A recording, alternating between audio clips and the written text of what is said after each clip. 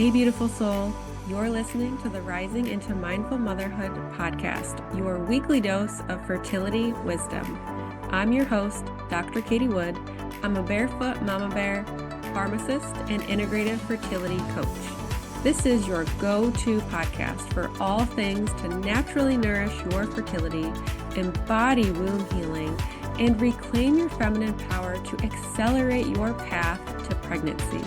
My expert guests and I will be having intentional conversations to discuss the many facets of a thriving, fertile foundation, natural wellness, and how we grow and transform as women on our journey to motherhood. So let's dive in, shall we?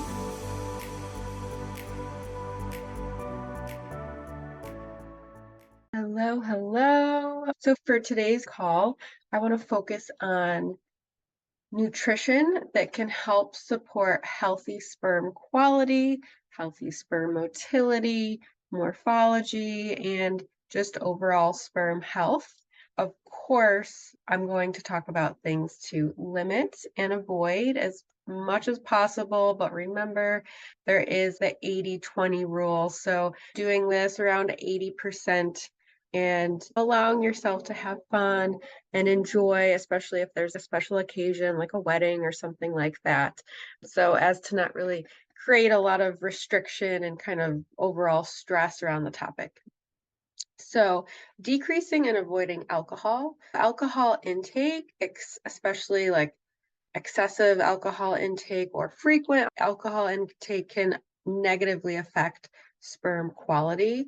And one other thing I want to know, it's not necessarily food related, but smoking as well. So either smoking tobacco, smoking cannabis, and this can include vaping as well. So even if it's not the flower of cannabis, if it's the oil, this can still be found to negatively impact your sperm quality. So make sure that you're sharing this with your partners and really minimizing or avoiding soy. So this can act similarly to estrogen, and that can affect testosterone production, which can affect sperm, processed foods. So this includes processed meats, fast food, fried foods. A lot of times fried foods, especially at restaurants, they're using seed oils like canola oil, soybean oil, peanut oil, and a lot of times the oils themselves are rancid and they're very highly inflammatory oils. Typically, they're genetically modified, they're sprayed with pesticides. So this is not good for anybody's health, but especially if you are working on trying to get pregnant. This can create a lot of inflammation in the body. And then also added sugars. So this could be hidden in so many things. Hidden sugars can be in your salad dressing, ketchup, your drinks. Starbucks specialty coffees probably has a lot more sugar than you really think that they ever would. So definitely, like any soda, I highly, highly, highly recommend avoiding any soda. Even if it's diet soda, artificial sweeteners can be damaging to the health in so many ways outside of just sperm health. So one soda substitute that I like is, oh gosh, I can't think of what it's called now, but it basically makes our own plain seltzer water, and you can add lemon juice, any type of fruit juice. Luckily, I have a local farmer's market and they have tons of different flavored apple cider vinegars, which apple cider vinegar has a ton of health benefits in of itself. So I lightly flavor it with that. So those can all be replacements for soda if you or your partner enjoy carbonation or have a soda habit.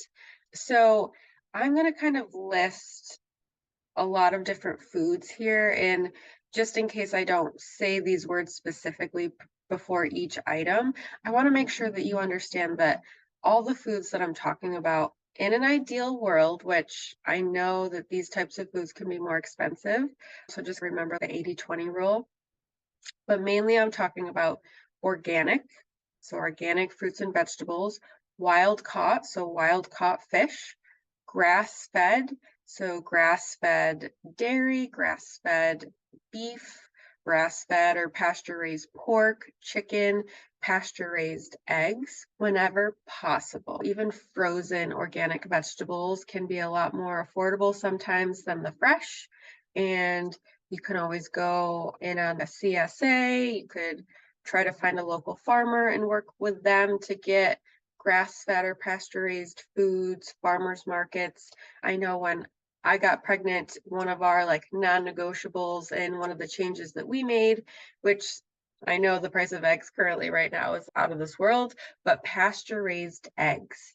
The quality of an egg, of a pasture-raised egg versus like the eggs that you can get in the store is fascinating. How much more nutrient density you can get from a pasture-raised egg. So when it comes to buying eggs in stores, it can be so confusing because there's so many different like cage-free, free range, pasture-raised, vegetarian diet. There's all of these things that it's basically marketing to make you feel like this is a healthier option, which in some cases it is a healthier option than conventional eggs. But really, at the end of the day, you want pasture-raised eggs, non-GMO feed if they have to supplement with feed, especially in the winter. Just really working with farmers one-on-one to talk with them about how they raise their animals can be really, really helpful. Luckily for us, we have a local farmer who we get our eggs from. And I know that the quality is good because I know that that's a value that they hold in terms of how they raise their animals.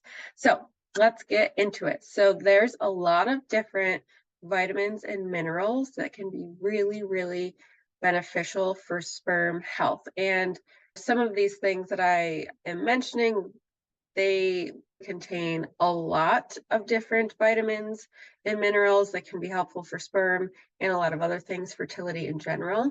But I'm just going to highlight a few under each category. So the first one is vitamin E. So this can include sunflower seeds, almonds, peanuts, peanut butter, dark leafy greens like beet greens, collard greens, spinach, pasture-raised eggs, pumpkin, red bell pepper, asparagus, mango, and avocado. Avocado is such an amazing addition to add to your diet. It's packed with so many amazing things, especially healthy fats. So that's something I would consider adding. Selenium. So this is really important in terms of sperm health, also for women, thyroid health. Selenium is really, really important. So my top food recommendation for selenium, and really all you would need is like 1 or 2 per day to really get an adequate amount, is Brazil nuts. So Brazil nuts are pretty packed with selenium. And like I said, just 1 or 2 per day because you really don't want to have too much selenium because you're probably getting it from other foods. If your partner is on a multivitamin, especially one specifically for prenatal health, it most likely has selenium in there. So definitely stick to 1 or 2 per day. I have a previous client who her husband actually used to put 1 Brazil nut in with his pill organizer. So they thought that that was pretty funny. So that's an idea if that's helpful for your partner to remember to take it. And then we have wild caught seafood or fish. Super, super potent and packed with selenium, and also wild caught tuna, wild caught oysters. So I don't know if anyone remembers the posts I made in terms of aphrodisiacs, but a lot of the aphrodisiacs or known aphrodisiacs actually contain so many vitamins and minerals that are really, really important for fertility health. So it's funny how they play together in that on both sides. Pasture-raised pork, grass-fed beef, pasture-raised chicken, whole wheat pasta, wild-caught shrimp, and mushrooms. They all contain selenium.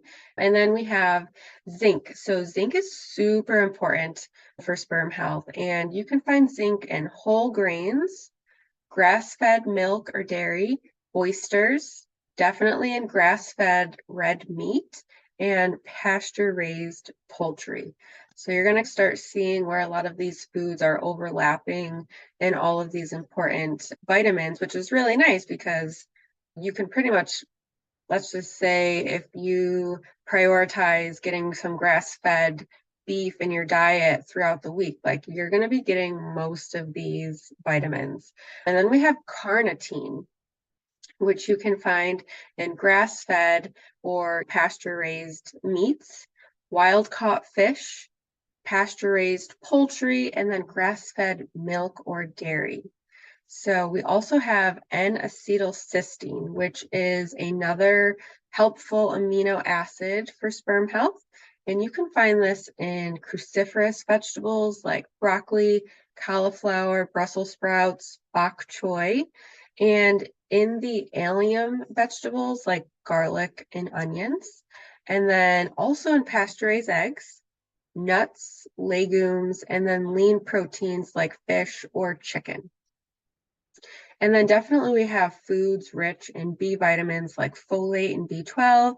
I know that we all know how important folate is for overall fertility and pregnancy health. So this, of course, includes grass-fed beef and then grass-fed liver, which I know in this modern age, we don't really typically eat liver. There are certain recipes where you could include liver, like meatloaf, meatballs, and you really wouldn't get that taste.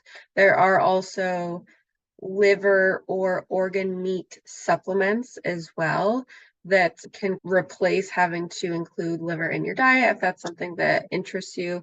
And then liver also contains CoQ10. So in case you've ever heard of that supplement, that's typically recommended when you're 35 or older. That can help with overall egg quality and sperm quality. And then we have oysters. So again, oysters is coming up here. And then vitamin C. So vitamin C can be found in a lot of foods, but one thing just to keep in mind is some of the foods tend to contain sugar. So you just want to make sure that you're watching the sugar intake as well. But some, let's just say, lower sugar options include tomatoes, bell peppers, berries can contain vitamin C, and then oranges as well. And then we want omega-3s. These are really, really important. So this can include wild-caught salmon, sardines, pasture-raised eggs can contain omega-3 as well, and walnuts. So these are all really, really important for overall health, but also sperm health. And then we have vitamin D. So you can get this from grass-fed dairy, oysters as well, eggs. So I'm sure you've noticed that a lot of these things are being listed over and over again. So really just having a wholesome, varied diet where you are including fresh vegetables and fruits, but then also a wide variety of seafood, poultry, beef, and then, some pork as well. So another thing that's not necessarily talked a lot conventionally, but if we're talking about balancing our chakra system, but we have our sacral chakra, which is in the womb area, the womb space. And the color of the sacral chakra is orange. So this right here is the chakras. So we have the root chakra, sacral chakra, solar plexus, your heart, and then let's see, your throat, your third eye, and your crown. So in terms of balancing the sacral chakra for either the woman's fertility or the men's fertility, we want to focus on orange colored foods. So this can include salmon, which I know I brought up salmon earlier, carrots, orange peppers, those are going to be rich in vitamin C, sweet potatoes, mango, oranges, peaches, and apricots. Okay. All right. Have a good day. Thank you so much for tuning in to the Rising into Mindful Motherhood podcast. If this episode resonated with you or gave you an aha moment, stop what you're doing right now and write a review. This simple act of kindness helps me get this podcast out to connect with as many women as I possibly can. I also have a special offer. If you send me a screenshot of your review, I will take $250 off one of my premium coaching containers. Let me know what resonated with you the most and why. So connect with me in my free Facebook community or tag me on Instagram. You'll find both listed below. Thanks again from the bottom of my heart for tuning in to this episode, and I'll see you next time.